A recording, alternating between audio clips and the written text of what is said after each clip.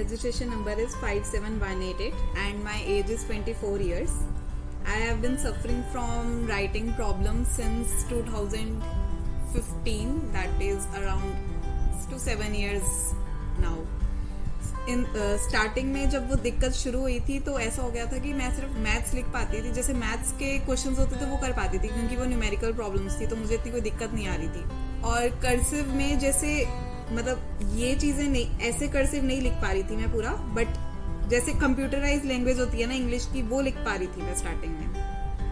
But धीरे धीरे ये चीज भी मतलब इस चीज में भी दिक्कत आने लग गई, ABCD कंप्यूटराइज में भी दिक्कत आने लग गई, बट मैथ्स फिर भी कर पा रही थी मैं।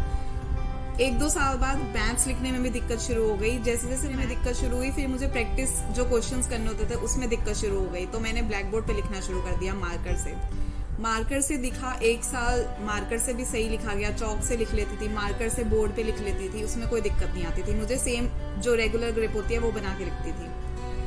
1-2 साल बाद वो भी दिक्कत शुरू हो गई, मार्कर से लिखना बंद हो गया। मार्कर से वो नॉर्मल पोजीशन नहीं बना पाती थी, लेकिन हाँ ऐसे करके किसी भी तरह पोजीशन बना लेती थी मैं। मार्कर को छोड़ के फिर मैंने चौक की तरफ जाना शुरू किया। चौक के साथ दिक्कत नहीं आ रही थी इतनी मुझे। चौक के साथ शुरू किया, 6-7 महीने ज्यादा से ज्यादा मैंने चौक से लिखा होगा, और चौक से प्रैक्टिस करते करते वो चौक के साथ भी दिक्कत शुरू होने लग गई। मतलब जो चीज मैं ट्राई करती जा रही थी वो चीजें धीरे धीरे बंद होती जा रही थी। पेन भी जैसे स्टार्टिंग में हम नॉर्मल ऐसे पकड़, तो जब मुझे दिक्कत शुरू हो गई थी तो मेरी फर्स्ट इंडेक्स फिंगर में दिक्कत आई थी, तो मैंने ऐसे करना शुरू कर दिया था काम। मतलब इस फिंगर को बिना यूज किए ऐसे लिखने लग गई थी। फिर धीरे धीरे मेरी मिडल फिंगर में दिक्कत हो गई, तो मैंने 5-6 महीने ऐसे भी लिखा है, और ऐसे मैं नॉर्मली लिख लेती थी तब। फिर धीरे धीरे मेरी तीसरी फिंगर में भी दिक्कत शुरू हो गई, तो मैंने पेन को ऐसे पकड़ना शुरू कर दिया था। ऐसे पकड़ के जब मैं लिखती थी तो मेरे पूरे इस एरिया में पेन शुरू होने लग गया। मतलब पहले पेन इतना नहीं होता था, मतलब मैं आधा पौना 1 घंटा लिख लेती थी, तब जाके पेन शुरू होता था इस एरिया में। फिर धीरे धीरे इसमें ज्यादा पेन शुरू हो गया, तो ज्यादा 5 मिनट या 10 मिनट उससे ज्यादा नहीं लिख पाती थी किसी भी पोजीशन में। और जिस भी पोजीशन में ट्राई करती थी वो 1-2 महीने बाद वो पोजीशन खराब होनी शुरू हो गई थी। लेफ्ट हैंड से मैंने ट्राई किया था लिखना।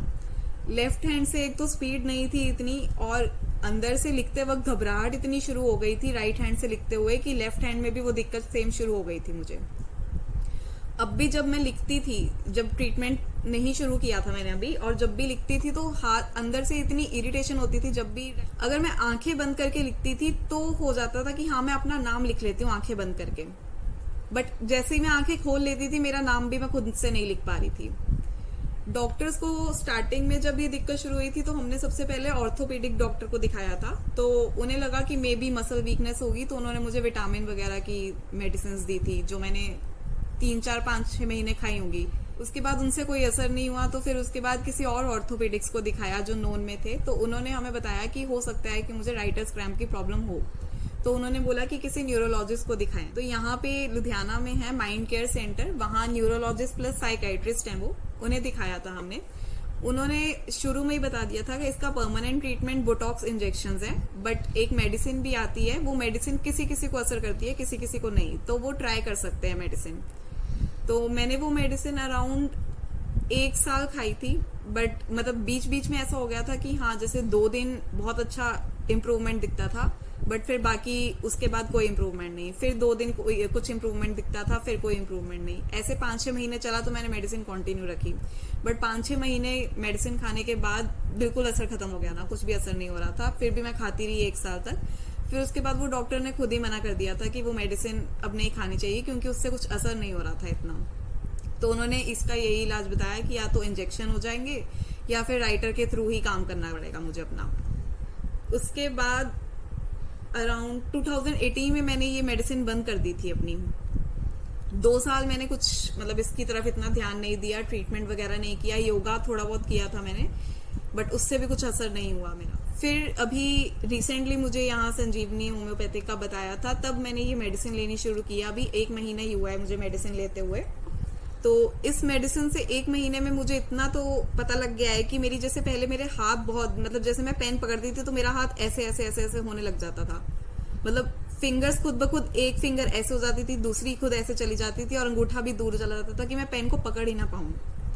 और जब मैं ऐसे लिखने की भी कोशिश करती थी तो मेरी उंगली खुद ब खुद ऐसे हो जाती थी और अंगूठा ऐसे हो जाता था। लेकिन अब मतलब पेन तो अभी भी ऐसा, जब मैं ऐसे पकड़ती हूँ तो पेन तो अभी भी है। अब मेडिसिन 1 महीना हो गया है तो मेरा हाथ कम शिवर कर रहा है। मतलब आप अभी देखोगे तो मैं थोड़ा लिख पाऊंगी। और मुझे शिवरिंग इतनी नहीं हो रही है और ग्रिप बनाने में भी इतनी इरिटेशन नहीं हो रही है अंदर से, जितनी पहले घबराहट होने लग जाती थी, मुझे पसीने आने लग जाते थे कि ये ग्रिप क्यों नहीं बन रहा है।